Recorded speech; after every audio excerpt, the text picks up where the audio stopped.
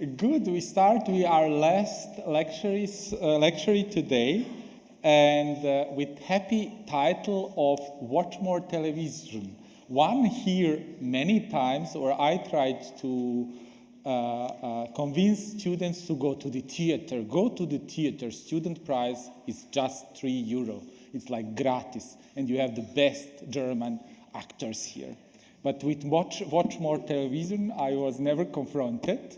So I would open the podium for Olaf Grawerth and Christoph Roth, who will speak about watching more television. They asked me kindly to switch the long presentation of reading, and I'm happy about it, so you can start. Thank you very much to be here. Thanks.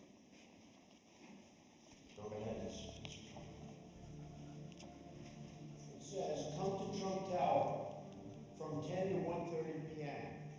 Bring at least $50 cash. Pretend like you don't know me. Need you to buy a pedicab ride from me or one of my teammates. I'm project manager, so my ass is on the line.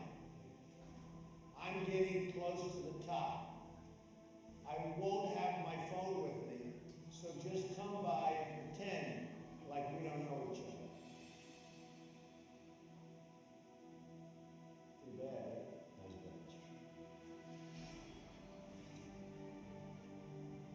What happened? Nobody came. I'm sure they came, because they don't respect you, they didn't come. Perhaps. I'm sure it's not because they knew you were breaking the rules, and that's a real breaking the rules. What do you think of that, Clint? I see you just going nuts over there. What do you think? Are you shocked at Anna? I'm flabbergasted. I've been around Anna. I've come to respect Anna. In fact, I've seen Anna as someone who potentially could compete with me for this job. Did anybody else know about this? Brandy? I have no news. Now, you're an attorney. What would you say? Unacceptable. I mean, why did you deny it? Why didn't you just say yes? I want to stay here, Mr. Trump. I want to stay and I want to fight. I know, but why did you deny it? You lied to me. I did, Mr. Trump. And I want to be at the top. I want to win. I did send that text message and nobody came. I mean, not that means anything. It was wrong. It was inappropriate. I just, being a project manager, you want to win. I'm all about it. All about taking every advantage you can. That's But you all I was crossed trying the to do. line. Wouldn't you say you crossed the line? Now that I'm sitting here in the boardroom facing you, I crossed the line. This is why the country's gotten into such trouble. This is the kind of thinking that we've been witnessing on Wall Street for the last 5 years. Anand, you're fired. Go.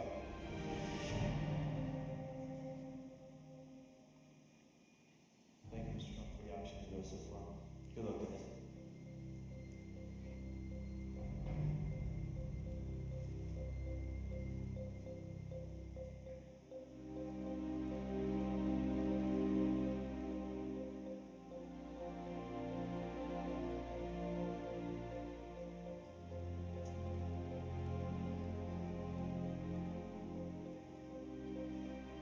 First and foremost, I want to apologize to Mr. Trump. I wasn't trying to be dishonest or cheat or do anything like that. It was just a bad judgment call. If there's anything I could say to Mr. Trump face to face, it would be, I'm sorry, but I would also explain to him that I was just doing it because I really wanted to be there standing next to him at the end of this. If I could go back in time and take it all back, I would. I'm just shocked at myself. You know, I'm obsessed with books right now. I'm reading a book about Le Corbusier, which is an architect. It's so weird and boring, but I'm obsessed. No, you're not. And you're not reading that book. Liz, look at them. Right, you look at it. It's not a real book. It has words. Oh, this Big building words. was erected in 19 whatever. Yeah, it's called history. That's a coffee table book.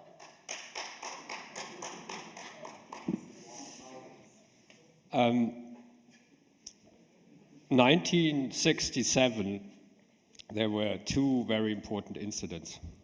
One was a device brought out by Sony, which was called Portapack. And it was the first portable video recorder. And it was so important because until then, artists and activists could never imagine that they would work in film because it was too expensive. And the Portapack allowed you, and this machine is only a recorder, a black and white recorder. It couldn't play back, so you needed another machine to play it back. But this recorder allowed you to reuse tape, and it was cheap, and people could buy it and share it. And there were people like Video Freaks, TV, the Rain Dance Foundations, and many artists like Richard Serra, Martha Rosler, and all these people who were kind of in political art or social change used it.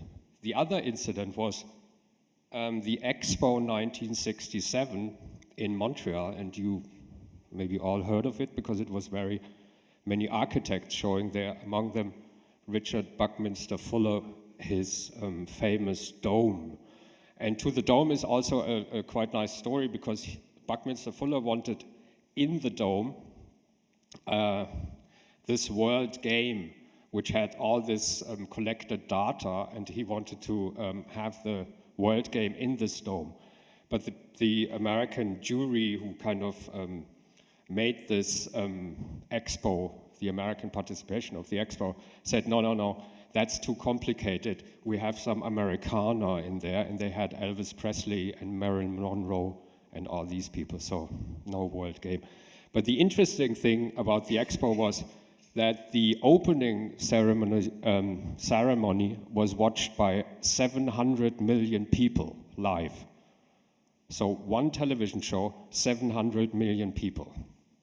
And this was the time when television was not seen as trash, like you saw in The Apprentice or like in The Kardashians, but it was really seen as something, as a universal tool to first educate people, like what Buckminster Fuller wanted to do, but also to talk to people and to get this kind of message across. And there were people like John Berger, there was Raymond Williams, there was Alexander Kluge in Germany, who all believed in television. And at a certain point, people didn't believe in that anymore and left it to the wrong people. I think it was around the end of the 70s, beginning of the 1980s, when Reagan and Thatcher were elected, and Reagan was the first kind of film star, TV star president, and people kind of withdrew. And I mean, it really started with something like, or some text from Adorno. You might all know the text where he said it was kind of low culture against high culture, and that people didn't use this tool anymore to talk to many people, but then thought, I mean, Adorno said television as it is, and his point was the television we have, and this was in the 1950s, was not high culture enough. So there were not many discussions on it, or classical music, or all that. So they didn't believe in this tool which entertains people and at the same time transports something. So it was left to, in the end, the Donald Trumps of this world, or Berlusconi's. Yeah. I think we can skip this. No. Just show it. It's John Berger. This is John Berger and the famous television show Ways of Seeing. This is the first of 4 programs in which I want to question some of the assumptions usually made about the tradition of European painting. That tradition was born about 1400, died about 1900. Tonight, it isn't so much the paintings themselves which I want to consider as the way we now see them, now in the second half of the 20th century. Because we see these paintings as nobody saw them before.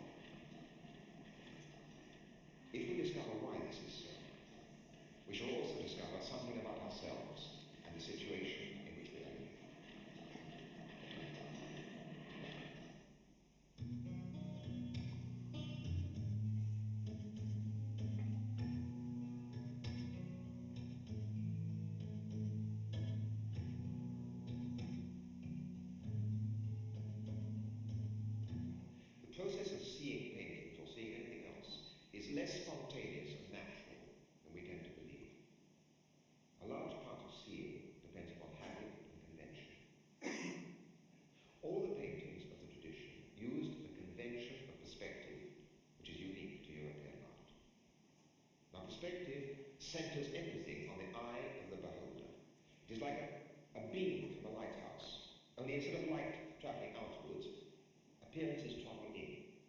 And our tradition of art called those appearances reality. Perspective makes the eye the centre of the visible world. But the human eye can only be in one place at a time. It takes its visible world with it as it walks. With the invention of the camera, everything changed. We could see things which were not there in front of us. Appearances could travel across the world.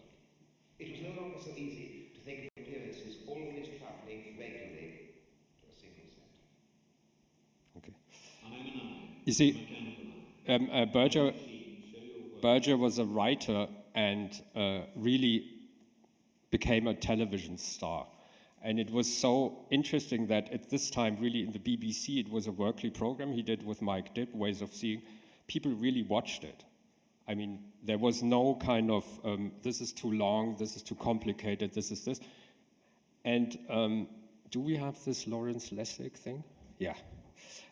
Lawrence Lessig is a professor at Harvard Law School, and he says, as long as there were only like 3 television stations and there was this kind of linear message, democracy had it much easier than that. And the linearity was also something which was really against bubbles in a way, because you switched on the television and you couldn't say what to see. So you kind of, when you stream today, you always look for something. So you only see what you want to see. And why I love so much linear television is that you switch it on and you see something and you say, wow, this is interesting. I would never have looked for it. So it's a little bit like you go sometimes on YouTube and you watch the next thing, the next thing, the next thing. But nowadays, you know, these next things are bored up, so you watch them. But the linearity is against bubbles. And the only thing this kind of, or the only, what do you call it? It only survived this kind of critique or this kind of, let's say, left television survived in comedy. In the, yeah, first in things like Spitting Image. Hey, it's all terrible, man. I'm parched. That's better. I could use another one of those.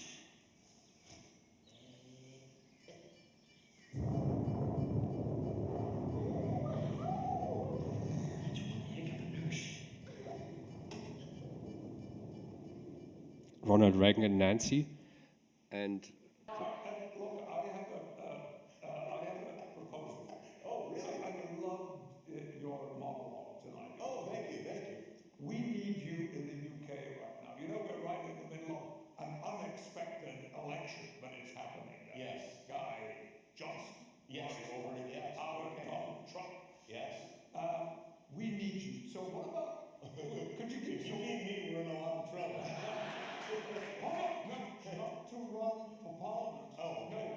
To do your show, maybe you could guest for a week, because if you could take on Boris Johnson and what the Tory party are doing to our country, I think it would make a huge difference. What do you think? Well, I mean, you know, hey, listen, I'm thinking of moving out. so the only people who what this kind of mass culture survived in are comedians or hosts or presenters like Jimmy Kimmel.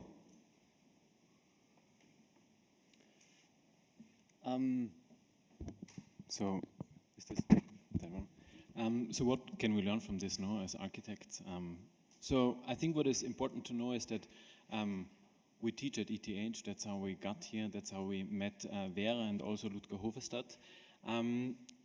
we are actually practicing architects in Berlin. We started collaborating with Christopher, who is like a director and TV producer some years ago, and started making films on invitation dealing with the topic of architecture in different senses. So we made a film called Legislating Architecture, which dealt with the topic of legislation and lawmaking in the process of architecture. We made a film called The Property Drama, and the last film, Architecting After Politics, which we will see later.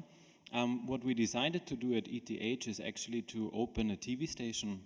We opened the TV station, Station Plus, that is also running on Spacetime TV, which has more TV channels itself on the website. What we try to do, or what we aim for, is establishing this idea of television, this linear narrative that we tell as an active design tool to discuss and think architecture together with the students. So it's not only about making like an illustration or showing what we actually want to do, it's really using this idea of storytelling and creating a narrative that helps to understand architecture. What we realized during this process is actually that we have a very different understanding of what architecture is, and I think there's a similarity to what Vera said yesterday at her introduction. We started using the word architecting as a verb, which actually does not exist. It exists in the English language, but is not the active process or the action of doing architecture, and we realized that we are missing this word completely in the German language, so there's no verb for architecting, architektieren in the German language. We also realized that it does not exist in the French language in that sense, and that already tells a lot about this idea of what are we actually doing as architects. So we started making the film, the third film. I want to show the trailer now, that tries to grasp all these new topics that appear in architecture, who are the agents and who is actively part of the process of doing architecture.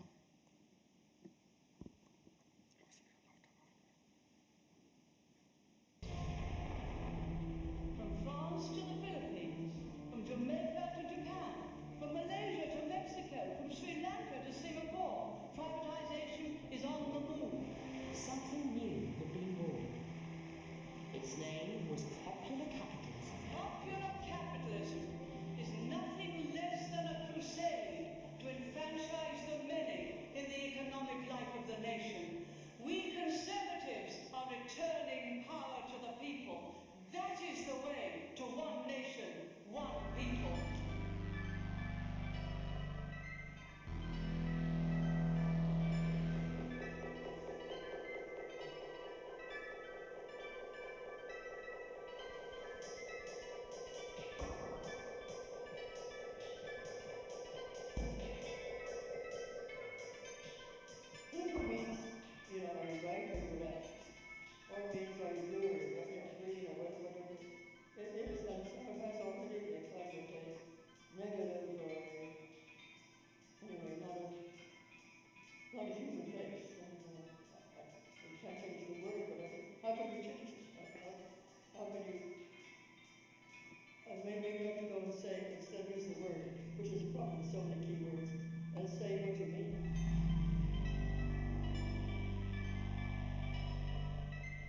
Some of the greatest changes to the book was being written in the language of architecture and urbanism, so there has to be a chance that we know something about it.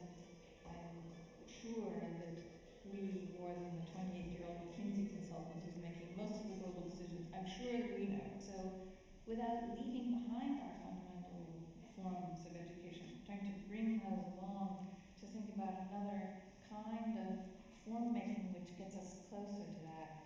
And also changing narratives, understanding what makes changes contagious in persuasions and in discrepant messages and so on. It seems to me that there isn't any chance that spatial change we want to make is going to be made unless we can not only design the thing, but design the advent of that idea into culture.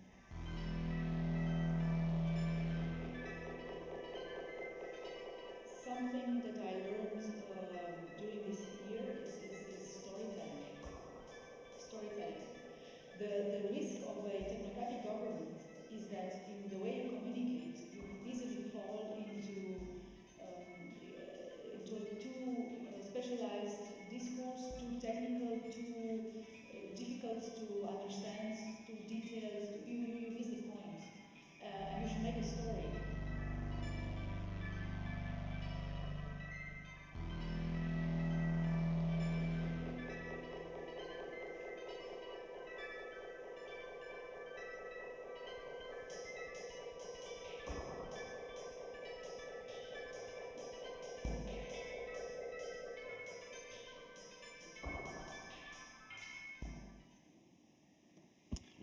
So what we developed out of this ongoing collaboration is a set of rules. It's actually the tiny little text also in the booklet you all have, so you can all read it in parallel.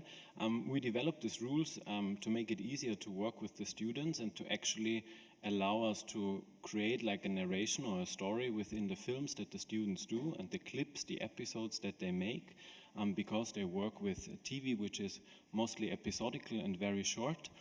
And we developed these rules that are also always changing and adapting whenever we learn something. It's kind of like an updated manifesto every semester that we are working with. I don't think that I will go through them. We can later discuss them, what each rule means specifically. But I think it's important that we try to, and this was also part of the lecture yesterday, compress the arguments that the different speakers or protagonists have. So what you saw in the trailer is already like that we meet a lot of different people that are actually contributing to this one narrative that we want to create. And that this discussion of who is actually building or who architects the cities of our future or architecture in general. What we do with the semester, with the students, we always set up different semester themes, and I think it's very important to understand that we always incorporate a lot the different backgrounds that the students have. So we rather give a spectrum, a thematical spectrum, where they have to take position and tackle the topic in a different ways. We have students, of course, that were with Ludger Hofestadt, for instance, that this semester do a lot with coding and try to incorporate already this digital literacy in their films, but we also have students from completely different backgrounds that approach the topic from very other perspectives. So we're gonna watch the trailer of this semester.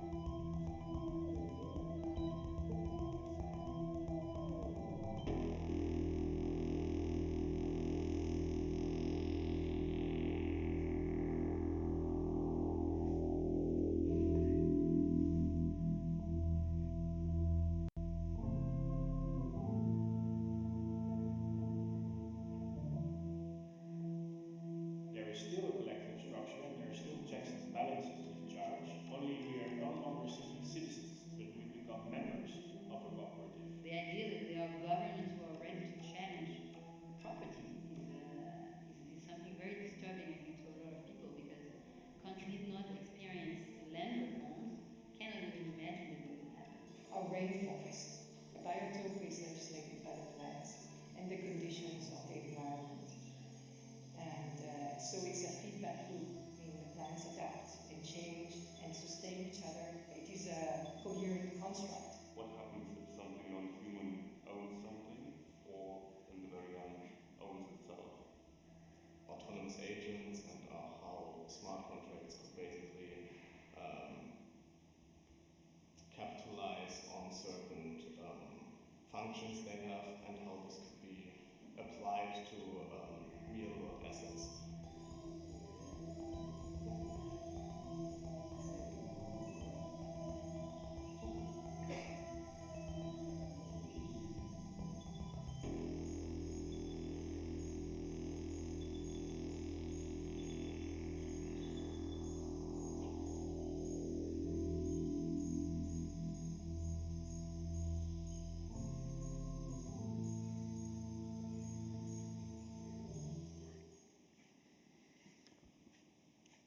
So what we try to do, what we are doing is actually, and we really like this quote, I really like this quote, is not only to make films or to do something else than actually building. The goal is that we actually produce something that becomes like an active tool that influences our practice as building architects who are actually still designing and creating built objects. So it's not that we say we leave behind the built object. This is still our main competence as practicing architects in our office in Berlin. But what happens is that, of course, this whole discourse and also the stories that are mainly created then by Christopher, who is doing these films, of course, influence back and create like a feedback loop that asks for active action and the change of our practice as building architects. So, because this is all very vague, we decided to have like in for the end one very practical example. It's a longer clip. It's an excerpt from Architecting After Politics on one specific case, and then the actual explanation how this created a feedback to our practice as an architectural office.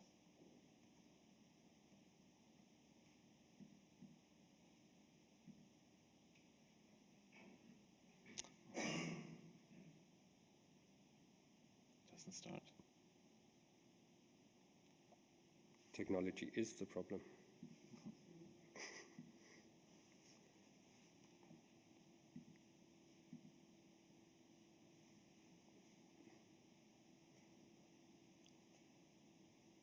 What do you see? You don't see the...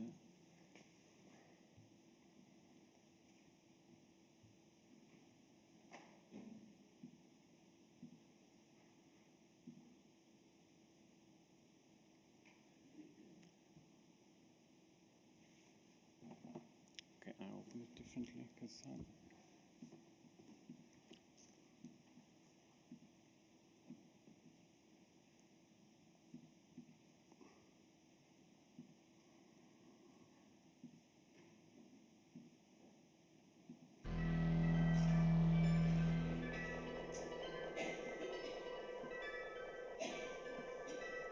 I think.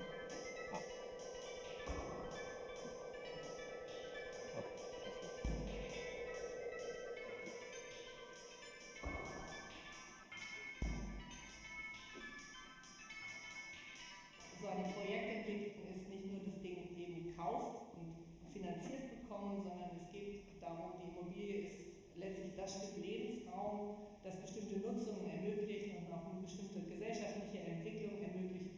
Und genau so haben wir dieses Gelände ex unter Print angeguckt. Das wollten wir hier machen. Und es ging einfach nicht um die Rendite. Es muss sich nur tragen. Berlin hat ja so eine kleine Griechenland-Krise als Test vorgelegt und hat aus Problemen mit entwickelten Immobilien in den Nullerjahren. We just have to once do this. Gesellschaftliche Entwicklung ermöglicht. Und genau so haben wir dieses Gelände ex unter Print angeguckt. Das wollten wir hier machen. Und es ging einfach nicht um die Rendite. Es muss sich nur tragen. Berlin hat ja so eine kleine Griechenland-Krise als Test vorgelegt und hat aus Problemen mit entwickelten Immobilien in den Nullerjahren und mit der Pleite der Berlin-eigenen Landesbank so ein kleines Griechenland produziert und ist auch von den anderen Bundesländern ganz vergleichbar mit der EU angehalten worden, seine Schulden zu reduzieren und hat deshalb alle landeseigenen Liegenschaften auf den Markt geworfen und eben auch das Roter Printgelände, wo wir unsere Ateliers hatten. Und das war eigentlich so der Startpunkt für das Projekt Ex-Roter Print. Bei einer heterogenen Gruppe ist Eigentum ein schwer umkämpfter Begriff. Jeder dachte irgendwie so an seine eigene Werkstatt, an seinen eigenen Raum und hat gehofft, da so mal Eigentum bilden zu können in einem günstigen Moment. Das war klar, da lauert eine Gefahr durch Eigentum, was ja irgendwie auch eine tolle Erkenntnis ist, dass Eigentum auch Gefahr bedeuten könnte. Wir haben das ganz eindeutig so empfunden und sicherlich auch richtig reagiert, dass wir halt diese Aussicht auf Profit auch einzelner Personen ausgeschlossen haben, dann in Folge in unserer rechtlichen Konstruktion. Und wir haben einen zweiten Konflikt geführt und das war eigentlich der mit der Berliner Verwaltung zu der Zeit, die einfach nicht die Mieterinitiative als Investoren anerkannt hat, dass man eigentlich auf den klassischen Investor gesetzt hat und man wollte es einfach meistgebend verkaufen. Natürlich hat der Markt durchaus sozialen Marktwirtschaft seine Berechtigung, aber dass wir Marktregeln auch unter dem Gesichtspunkt unterschiedlich sehen müssen, ob es beliebig vermehrbare Artikel sind oder ob es nicht beliebig vermehrbare Artikel sind, ohne die ein Mensch einfach nicht leben kann. Ohne ein Auto kann ich durchaus leben, ja, aber ohne dass ich Grund und Boden in Anspruch nehmen kann ich nicht leben. Ja, das steht wohl in meiner Berliner Regierungserklärung.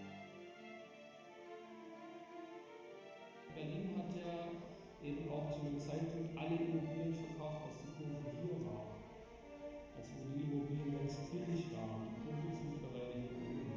Das war eine Zeit, in der in Wedding eben weil da auch keine Investoren interessiert waren, die Preise total am Boden waren. Zum Beispiel vergleichbarer Ort, das Stadtbad Wedding, ein Kulturprojekt später, ist für 270.000 Euro verkauft worden und ist vor 2 Jahren für 5,4 Millionen weiterverkauft worden und ist abgerissen, obwohl es ein Baudenkmal ist. Bei uns war das ja ein ähnlicher Fall. Wir konnten das Gelände für 600.000 Euro kaufen. Also war diese Gefahr, dass es wieder in den Markt geht, eigentlich von Anfang an die größte Bedrohung. Deshalb haben wir ein Modell uns ausgedacht, wie man so ein Gelände absichern kann. Und das kann man sehr gut über ein Erbbaurecht. Das trennt die Gebäude vom Boden. Die Gebäude sind im Besitz der Ex-Rotaprint GmbH, die selbst gemeinnützig ist. Der Boden gehört 2 Stiftungen, die sich gegen Grund- und Bodenspekulation richten.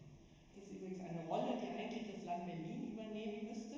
Das Land Berlin müsste an so eine Stelle treten und sagen, wir vergeben die Erbbaurechte, wir kontrollieren, was auf diesen Geländen passiert und haben auch wieder Zugriff nach Ablauf des Erbbaurechts. In Stockholm ist die Stadt im großen Umfang Eigentümerin des Grundstücks und hat dann Erbbaurechte vergeben. Mit der Folge, dass die Gebäudeeigentümer des Gebäudebesitzers sind, aber das Grundstück eben Eigentum der Gemeinde. Und der Parteitag der SPD hat im Jahr 1973 diesen Vorschlag auch angenommen. Aber, das muss ich auch nicht in meiner Partei sagen, es ist dann noch eine Zeit lang weiter verfolgt worden, aber es wurde dann mehr oder weniger schweigend begraben. Die beiden Stiftungen haben wir eingesetzt. Das war damals von uns komplett verhandelt. Wir wussten den Kaufpreis, wir haben den Kaufvertrag verhandelt. Aber für uns war es einfach wichtig, dass wir nicht selbst kaufen, weil wer garantiert uns, dass wir nicht in 5 Jahren nach Los Angeles ziehen wollen und dann gerne mal 1 Million auf dem Konto hätten. Die ganze Gruppe, die damals darüber abgestimmt hat, im Verein und Mieter, konnten wir eben auch überzeugen, dass es Sinn macht, das Gelände als gemeinnützige GmbH zu entwickeln. Das bedeutet, jeder, der hier Gesellschafteranteile hält, bekommt die nicht verzinst, bekommt keinen Wert über das Eigentum aufs Konto überwiesen. Trotzdem sind wir natürlich als Ex-Rotaprint GmbH Besitzer der Gebäude und verantworten die gesamte Finanzierung, Vermietung, Sanierung, die Bautätigkeiten vor dem Hintergrund eines Mieterprojekts, was natürlich Interesse hat an günstigen Mieten. What y'all take a look at that sign up there? It says Asheville Home. You know what that is? What are y'all, Amos and Andy? You step in and expect it. I'm talking about the message, what it stands for. It's called gentrification. It's what happens when the property value of a certain area is brought down. You listening? Yeah. They bring the property value down. They can buy the land at a low price. Then they move all the people out, raise the property value, and sell it to the property. Wir haben im Grunde diese Klammer errichtet aus 2 Verträgen. Und das ist das Erbbaurecht auf der einen Seite und eben die Gemeinnützigkeit auf der anderen Seite. Als gemeinnützige GmbH es eben zu betreiben, die Gebäude zu besitzen, ein Erbbaurecht zu haben. Und das Erbbaurecht an sich ist ja auch schon ein Instrument, was Beschränkungen, nicht nur durch die Zeitlimitierung, und sind es 100 Jahre, aber auch eben durch diese Zweckbindung, die man in den Erbbaurechtsvertrag reinnehmen kann, haben wir eine Klammer errichtet, innerhalb der das Gelände wirklich sehr langfristig entwickelt werden kann und nicht aussterben kann. Wie auf so einem großen Dampfer, der ganz langfristig in eine Richtung sich bewegen kann und auch keine Hast hat. Wir müssen nicht schnell sanieren, wir können ganz langsam sanieren, weil einfach nicht die Zinsuhr auf die Art tickt, wie das in anderen Wirtschaftlichkeitsberechnungen getan wird. Was bei diesen Erbbaurechten eben sinnvoll ist, man kann die Nutzung langfristig festlegen. Bei uns ist es, wir vermieten von den 10.000 Quadratmeter Mietfläche 3.300 Quadratmeter an soziale Einrichtungen, 3.300 Quadratmeter an produzierendes Gewerbe, was eben Arbeitsplätze zur Verfügung stellt in einem Bezirk, wo viel Arbeit verloren gegangen ist, und 3.300 Quadratmeter an die Leute, die man sonst üblicherweise so für Immobilien gerne hernimmt, also Kreative, Künstler, Videomacher, Musiker. Wir holen zum Beispiel sehr, sehr viele Leute aus der direkten Nachbarschaft in das Ex-Roter-Print-Projekt rein, weil wir hier eben zum Beispiel Angebote haben wie Formularhilfe für Neuberliner oder eben Deutschkurse für Neuberliner. Ganz direkt die Leute aus unserer nächsten Umgebung kennen eigentlich Ex-Roter-Print zum Beispiel dafür. Die kennen Ex-Roter-Print nicht, weil hier Künstler sind.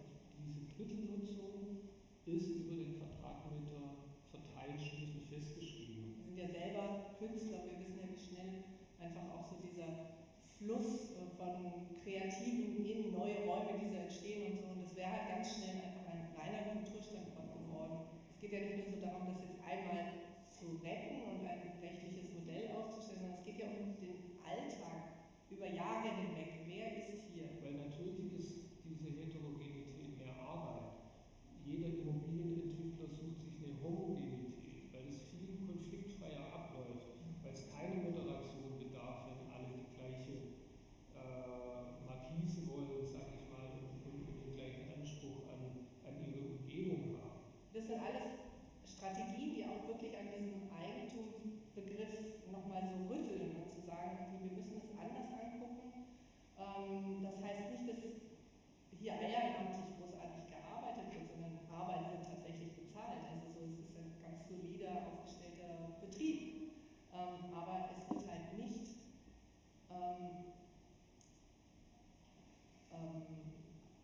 Gewinne, die nicht durch Arbeit produziert werden, gibt es nicht. Und das ist der Unterschied. München ist der Mondpreis seit 1950 bis 72 um 352% und bis heute um etwa 36.000% gewachsen.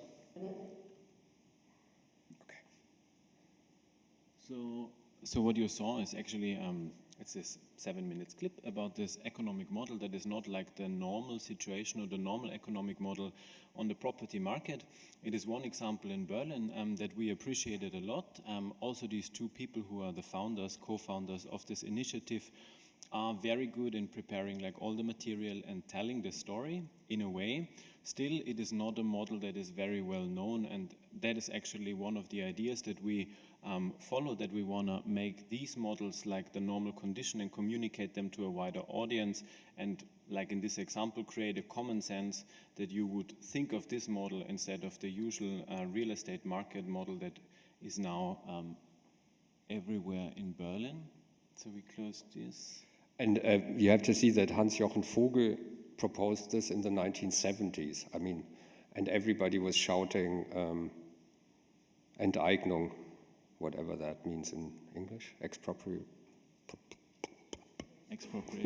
Yeah. Expropriation. Yes, because he really was for it, and it was not politically to fight so. So why we showed this, or what I said before, why we want to show it is the feedback it creates in our own work.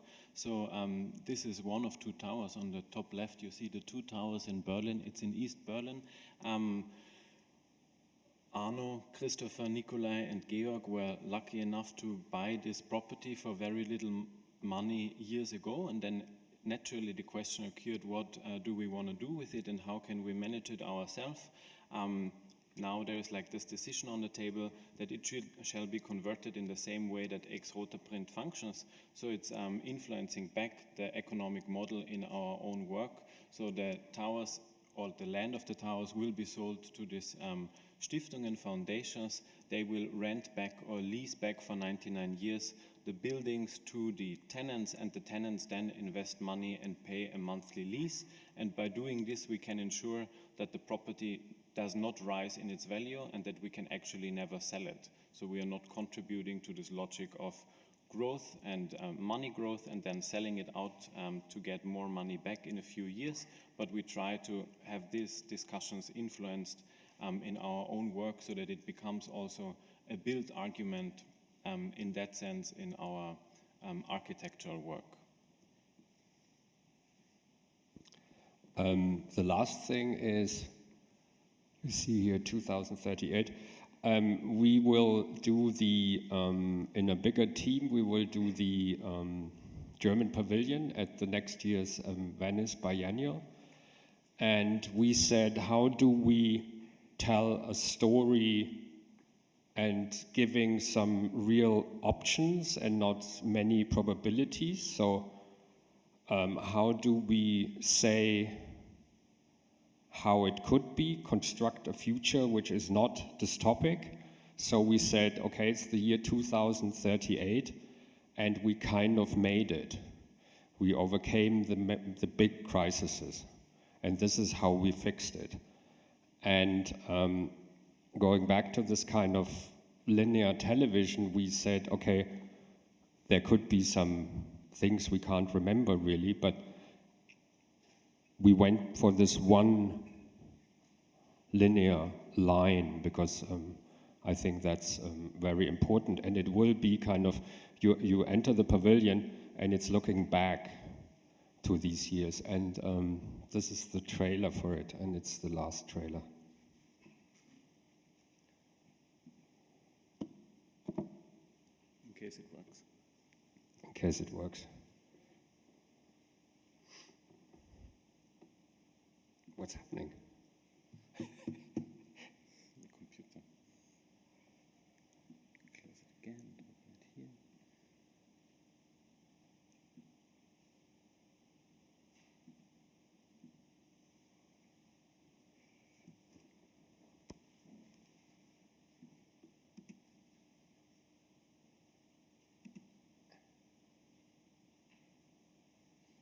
Der heißt Affen. 2038 Affen, oder? Heißt aber die anders? Hier. Hier, Affen 2038.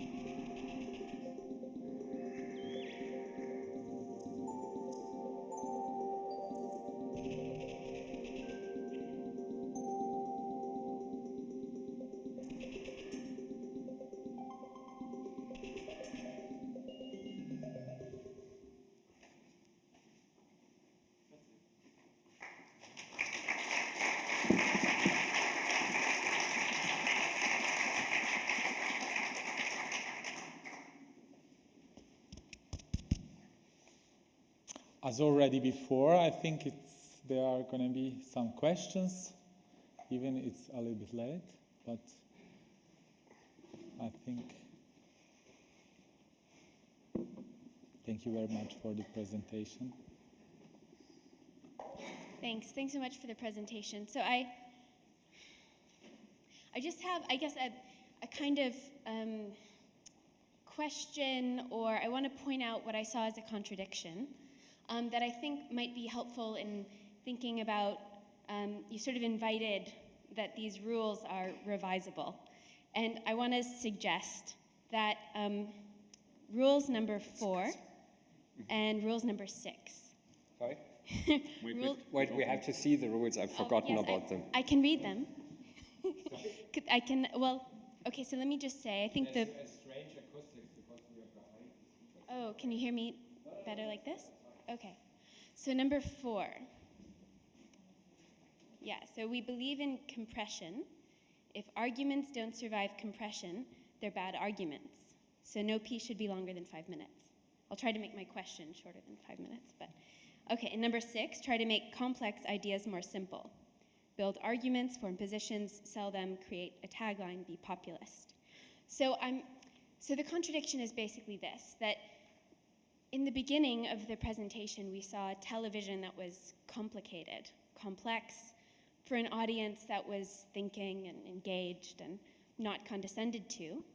And then it becomes, the Kardashians and Donald Trump. And I guess I just wonder, so my suggestion, my excited suggestion, if you will, is just that, what if those rules end up creating more like coffee table book politics? So what do you do to that challenge? Instead of making the ideas more simple, maybe it's about, creating an atmosphere where we say, people are capable of holding much more complex ideas than they're treated as if they are in contemporary media. So that's my suggestion. Okay. Yeah. If you watch the John Berger stuff, for the time, now it feels very complicated and it feels not very entertaining and funny. But he, for instance, in one of the series, he explained Fernand Léger in an open sports car. And he did all these things, or he went to a bar and said, I'm a Marxist, but then the guy brought the red wine and says, but I'm also a sensual person and all that. He tried to kind of translate that. And what we are saying is, the time between John Berger and The Apprentice, we lost. And nowadays, people don't watch these things anymore, besides... Yeah, so if I can because there was a second part of my question that I just remembered, and it's more of an invitation to say that maybe we're at a conference where we have a word or a concept, namely sophistication, which is an alternative somehow between these things. It's not about condensing or making shorter or making more simple, but it's about raising to a different level of discourse using different techniques, maybe.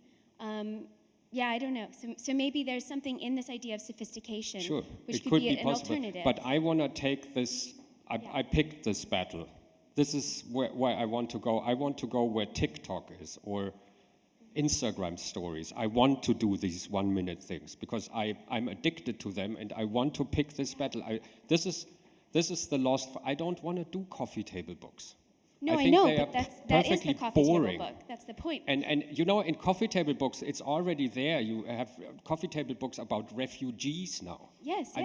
Really. Danger. Did you see that? Rizzoli did a coffee table book, which is like $80 or something, for refugees. I don't want to get into this business. I want to get into the TikTok business. Yes, but that's my point, is that the concern is, how does one escape the coffee table book when the logic is one of condensing, reducing, making more consumable? That's the problem, right? That's the key problem. But maybe this was not so clearly introduced. So I would also not say that you can reduce everything, like a whole talk we heard today or yesterday, in 2 minutes or 4 minutes, but you can reduce it in or compress it in episodes of 2 to 4 minutes. It's not enough that you only have one episode. You might need more episodes, but you kind of have to build up also a pace that you are willing to stay.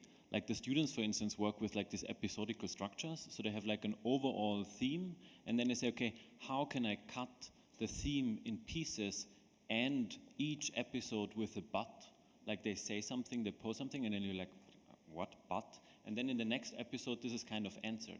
So in the sum, you're kind of able to depict the bigger image or just talk about the bigger topic, but in itself, each episode, and I think that's what you say, we kind of have to be faster, and there this tool of compression and actually forcing yourself to reduce it is actually very efficient. And then you have like parallel speeds. So Architecting After Politics is 1.5 hours, which is a very different speed than the episodic structure. But the first 2 films, they were like a Aneinanderreihung, like an adding of 3-minute episodes. So whenever someone wanted to leave, they were produced for a biennial, everyone said, don't do films, never do films on a biennial. People will get out there, in there for 3 minutes, they will be so bored. But every time they wanted to leave, actually it started a new episode with a countdown, so they thought like, wow, I could stay for this other episode. And it really worked that every time they wanted to leave, they were actually held back in the room and listened to the other episode. And then in the sum, it builds up as a bigger image. So I think it's also a question of like timing and how can you cut it into consumable pieces to reach a point of sophistication where you can say the bigger picture delivers a bigger message. And it's also this, you know, when during the election of Donald Trump, the opponents always said, no, this is not the truth, and this is not deep enough, and this is superficial, and everything. And they never had a half-fictional hero, or they had something where you could believe in. They always did like that and said, no, don't believe this, this is the status quo, this is this. Why not playing this game? Why not going against it? I don't understand that, why everybody's turning around and say, oh, we withdraw from this.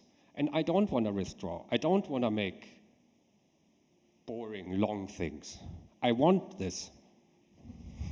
Just, you know, it's so super clear for me. You know, it's propaganda, it's populism. I like it. Probably we're going to be in this issue even further, but maybe there are some other questions in the same kind of...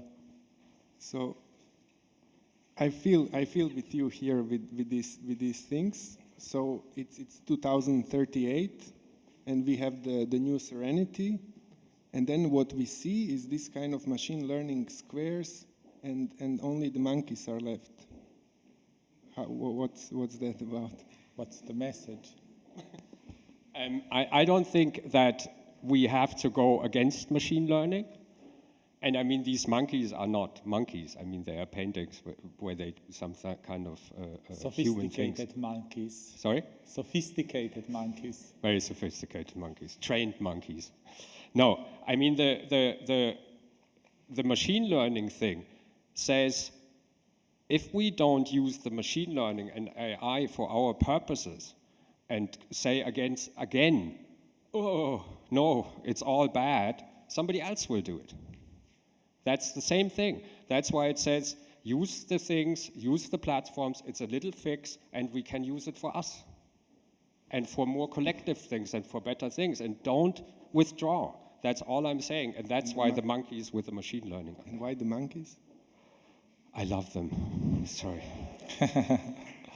Just a little bit, because I'm very curious, a statistical question, because we are speaking about linear television.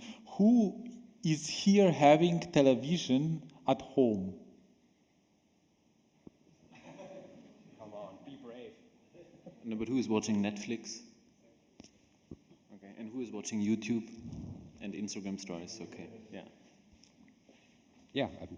But we are speaking not about linear television, and then also going back kind of to the first question, how is that linear television is facilitating democracy rather than this diffused kind of media following, because maybe I misunderstood the quote of Lawrence Lessig. Yeah, yeah. I mean, he said when television was still like 3 channels, like in Britain or in Germany or wherever you had, or even in America, you had 3 open channels. There were discussions and more opinions, but there wasn't this thing that everybody could get his own information from somewhere, and there's no kind of media. I mean, it's pretty obvious. I mean, the whole argument there is no amplification effect on the information. Yes. Okay, but still watching, let's say, 60s and 70s and let's say 10s or now, by let's say making comparison in where it did, one struggles to think that 70s or 60s were more democratical in a kind of true sense of the word, or what would be argument for that? You mean the 60s were not more democratic than today? Yeah. And this is the fault of television? No. This is, if we look television as a representation of the system itself. I don't. No, but I think you mean that you want to counter, you want to question this argument. You say like, if this was the case in the 60s and 70s, why wasn't it more democratic than today? Yeah. I mean, I think why we also refer to, I mean, YouTube is something else. Netflix and Instagram are kind of linear. Instagram stories definitely are. I think what we mean is at that time you had like these 3 channels, or you had like less channels. I think in Europe it was even more extreme. I come from Austria. You had like 1 channel basically that was giving you actually news. So it was easier to address who is creating this common narrative and who is giving you this information. So I don't think that also you cannot take this quote and apply it to today. Of course, we cannot go back to this. There won't be linearity in the virtual as we have it today. Of course, we are like in a completely different state, but there is like a potential in this linearity to give people one narrative instead of like only posing questions in very short clips that like circle around, and it's always different who consumes what in which order. So it's more like a plea for the linear and creating like one narrative that you can believe in. That also creates a desire. Yes? Was this an answer to your question? I'd like to make a point related to this. I think I would have to, as a citizen of the UK, I had to broaden this argument out, because it can't really, at least in terms of the UK experience, it can't really simply be teased out in terms of linear or non-linear, because there is an active and explicit ideology behind the programming, which was put forward by a man called Lord Roth. In fact, at the very inception of the BBC, which was the first channel, almost as though we had learned a lesson, who knew that was possible, from the Gutenberg press. This is dangerous stuff. We need to handle the ideology right, otherwise we get riots. And the idea was that then in a publicly funded broadcasting medium, that there should be certain goals, there should be certain inherent goals for the nation. And these turned out to be very predictably patriarchal ones. Nevertheless, it was to entertain, to inform, and to educate. And these were the 3. It's also in the German constitution of the ideology, and it was explicit. It was in print. So I would contest the idea that it's simply a case whereby the linear format makes you watch David Attenborough where you might not want to. It was more than that. You were, as a citizen, you were expected to want to watch David Attenborough. So, well, you can like that or you can hate it, but it was there inherently in the project, in the programming, and the project, really, of the BBC. And other channels came along and diffused the message, and you're right, it did. But you know, when other programs came, when Channel 4 came, everybody founded his little company and went out of all, they kind of made these things, and they kind of stepped out of the discussion. They did. That's what I'm just against this withdrawal when it gets complicated or the wrong people are involved. I grant you entirely. That's what I'm saying, and it's happening the same thing at the moment everywhere. You know, everybody says, "Oh God, AI! Oh God, blockchain! Oh God, this!" You know, why not make it right? Yeah. Could I make another point? So that's a point. Sorry. About the medium. I have a foreboding about the message. Because it seems to me that while your message is very, very pertinent to me, because I live just near Manchester, and in Manchester, perhaps you know, we are suffering the same kind of imposition of skyscrapers from, really it's outside investment, with no thought of how this makes a living city, and no real thought of development as in favor of the citizens of Manchester. So we are watching available space to buy disappear at the same rate as it did in London. It's a spillover. They've bought London now they're buying Manchester. So I cannot, I welcome your message wholeheartedly. I think it's clever and it's a right response. My fear is that they will check, if this becomes a regular phenomenon, they will change the laws of property development to stop it. So perhaps the thing to be doing now is to be lobbying governmental bodies rather than, you can't just do a bottom-up. They will change the laws on you. No, I completely agree. So your fear would be that if this becomes like the new normal or like a common knowledge, they would change the legislation so that it's not possible anymore to do it in case with it. Okay, so in Berlin there was like an equal situation. Also, what the two explained in the video, the sellout of the city owns property during like this crisis where they needed money, so they would sell everything to balance the budget of the city. What happened, in fact, is that in Berlin it was a bottom-up initiative that led to a roundtable. This roundtable led to a discussion to the closure of this Liegenschaftsfonds, like this institution that would sell out the things, and as a consequence to new laws since last year that the city is not allowed anymore to sell land. So in Berlin it happened exactly the opposite, which you can say is just luck, but the people elected a red-green government that was very aware of the consequences of the real estate market and the global capital flowing into Berlin. So they changed, it happened exactly opposite. They even changed the law that this would become the new normal situation in terms of like heritable building right. So public land is not allowed to be sold anymore in Berlin.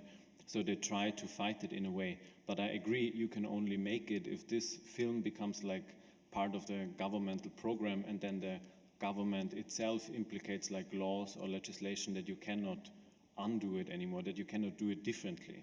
But I think it's like raising awareness. We were in London 2 weeks ago, we saw like a lecture by Anne Pettifor on the Green New Deal, and it was really amazing, but afterwards you thought like, okay, that's great, she can explain it really well, but how could you condense it that more people actually hear it and understand it, and that it reaches out to a wider audience, no, as a method to support actually narratives or programs that you think should be supported, because it won't happen in an interesting format or in consumable format that the public television will do this.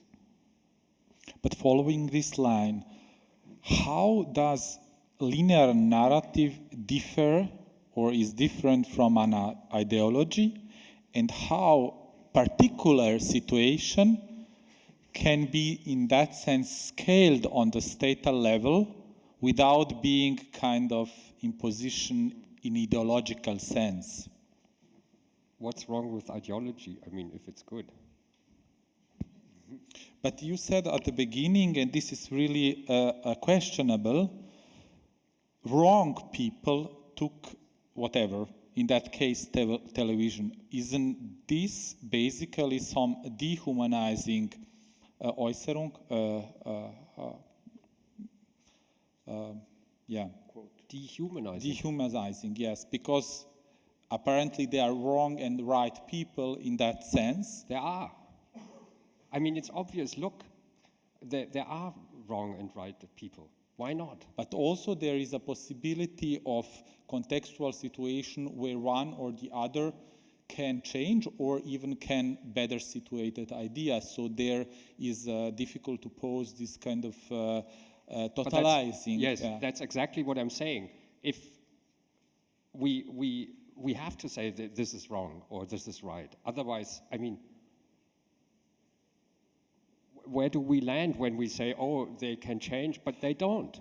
Of course, but there is always the scale where some situation functions, and then if, for instance, any kind of communistic country where the scale of the good idea, let's say, grows in a dimension where it starts to be very, very problematic. Yes. First of all, with this idea of wrong people, right people in that sense. Yes.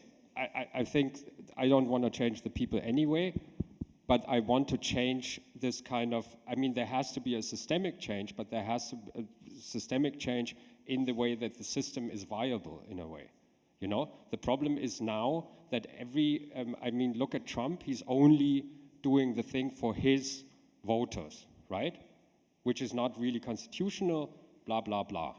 And the thing is that why I'm saying this linear story or this kind of, yes, I would say there has to be an ideology. I mean, everybody says, oh, ideology, don't ideology, here, no ideology there. But the thing is, we have to say what's right or wrong. Otherwise, we are lost, you know? Yeah. You don't think so? Basically, if I watch it kind of as an abstract idea, any kind of Benedictine monastery works like ex rota fabric in a sense. And propaganda fide also has, let's say, tools to distinguish between wrong and right, but we have... No, ex rota just says we have to have this heritage right, and... You have 20 or 15 Benedictine rules, and there you have 8 rules. No, that's us. That's not ex rota prince. The rules are from us. Yeah, of course, but there is a kind of the ideas are coming together in your lecture, so I want to read them as a proposition, and I am very interested to that in certain sense. So the line is like propaganda fide, which is Vatican deciding what is right and what is wrong, but then it is kind of, we learned from the history that it is difficult to... I think we're at a very interesting point in discussion, and I'm sorry, I allow myself just to interject. Yeah, of course. Because we are discussing the technology in a way where we are used to discussing other topics. So it's guns don't kill people, people kill people.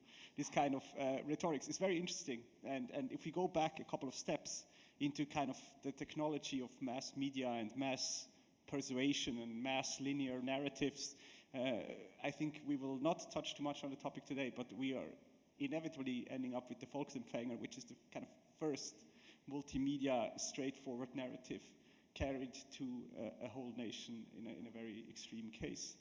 However, what I'm much more interested in right now is a level where mass media has not only reached interactivity, but it's kind of essential that it contains user-created content. You cannot read a newspaper article anymore where it quotes some unknown, maybe foreign troll farm Twitter quote.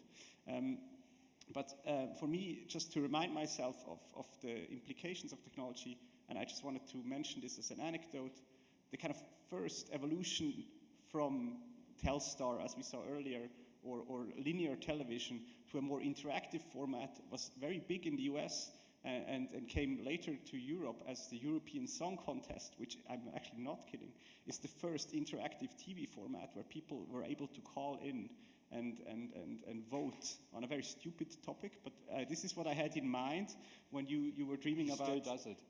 No. When you had in mind this vision of the future that you showed us last. And here, my anecdote being, this worked really well in the kind of Western world. But the Soviet Union could not do this. But it was equally interesting to them to provide something on television like that. And as they didn't have the technology, and here is my contribution towards the sophistication, is that they didn't have the infrastructure to support this calling in. People didn't have phones and they didn't have the infrastructure to do it.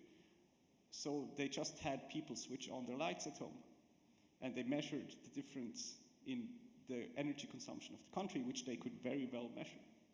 So just saying that if you're referring it back to technology, maybe there are other ways of looking at it. Maybe we need to, think about this Soviet problem for a second.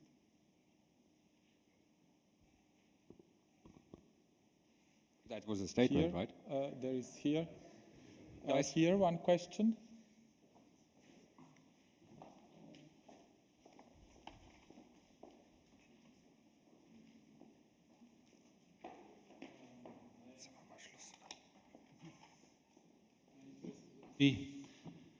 Because you are placing this now in architecture, right? So the project you are speaking about is an architecture, or should be an architectural project. So my interest in that sense would be that I kind of sympathize also with activism and the way you approach it, and like this is the product you get as a discussion, right? And I think this is what you're aiming for as well. But with, like for example, with this term of the architecting, which is, I think, very interesting. And I think classically architect would build, right? So the building would be the ambition of the architect. And I see that this is somewhat a tricky term, right, to deal with, and it's loaded. And maybe then it gets substituted with like planning or designing, things like that, which is also tricky to discuss. Yet I'm thinking, if with architecting as a term for our profession, our doing, we wouldn't claim a certain specificity, which is kind of creating rather a discourse and lose the generosity of the architectural building. So.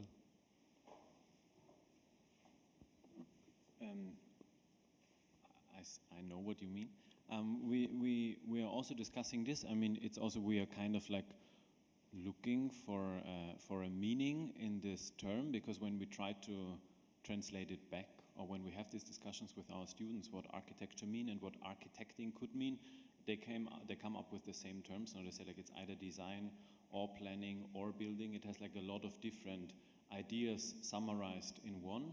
I think we do not want to shrink it, but we want to add something, which is the idea of being able to actually talk or describe, tell, communicate the value, and actually take more position by doing so. So we had like a discussion about there are like figures that are very obvious and factors. So we all know that there will be a lot to be built in the future. Like in fact, if we believe these figures, it's like the size of Paris every week for the next 30 years.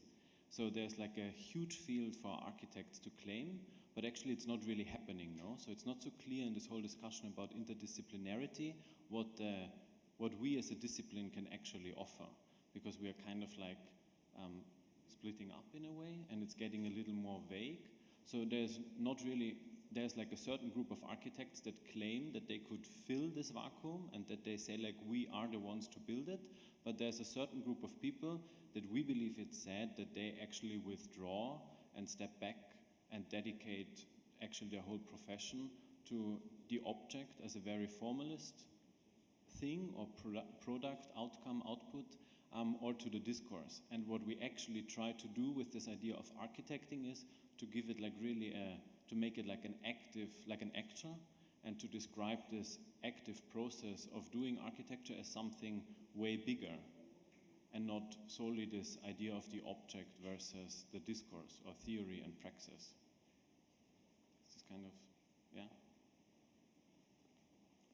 Maybe one last question.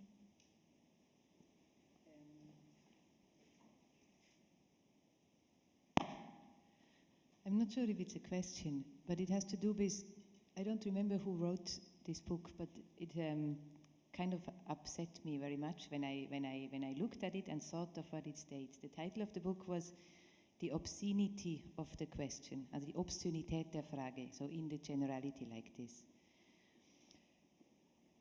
And it has contributed a lot to, that's my personal stance. I don't believe positions are, I mean, I believe they're explosive. In that sense, they're super powerful. But I don't believe they're powerful in a kind of a sustainable or in a longer kind of perspective.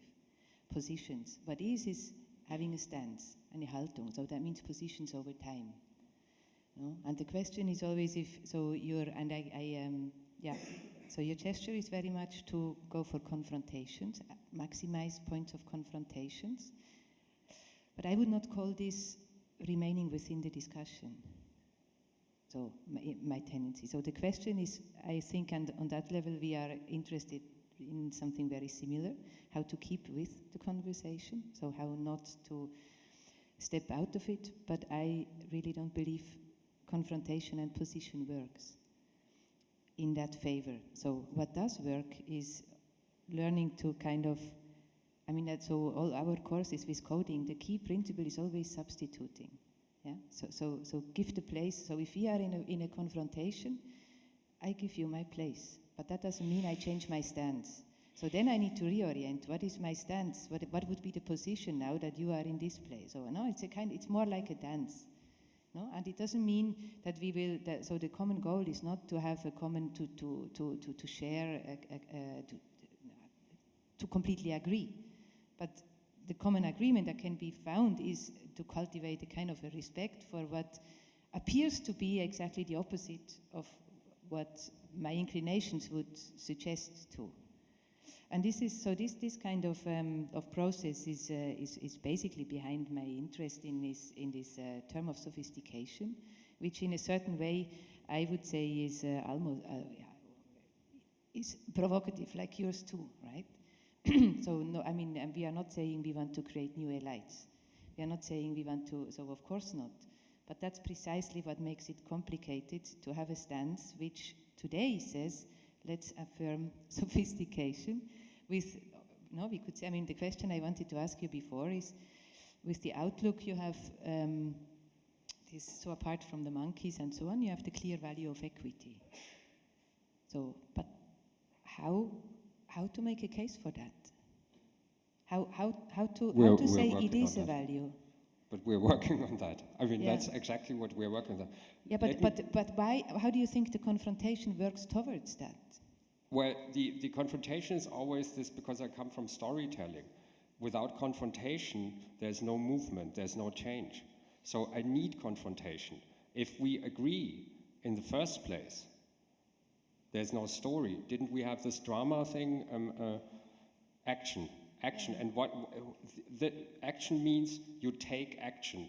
The hero or the protagonist acts against something or confronts something. This is drama, as I understand it. And the drama leads to change. And if you want to change something, you have to have confrontation. Otherwise, if we agree in the first place, we can go and have a drink. No, I'm not talking about agreement, precisely not. But No, what's I'm not the talking alternative? How do you want to change something if there's no confrontation? No, the point is how to relate to the instance of confrontation. No, so you're saying storytelling, but that is one very particular form of dealing with action. So if you have, for example, even in drama, no, so it's very different whether you try to become more mythical or allegorical, or whether you begin to talk in meter or in verses, so then you have a kind of a cyclicity, or whether you try to go not so much for an argument in the sense of a logical decision or of a dialectic, but the argument in the sense of a dialogue, which is not really meant to end, or whether you go with rhetorical figures. I mean, they're like tools or mechanisms to work with that are hugely more varied than the linearity of a storytelling that goes spirally from via confrontation and the next and the next and the next.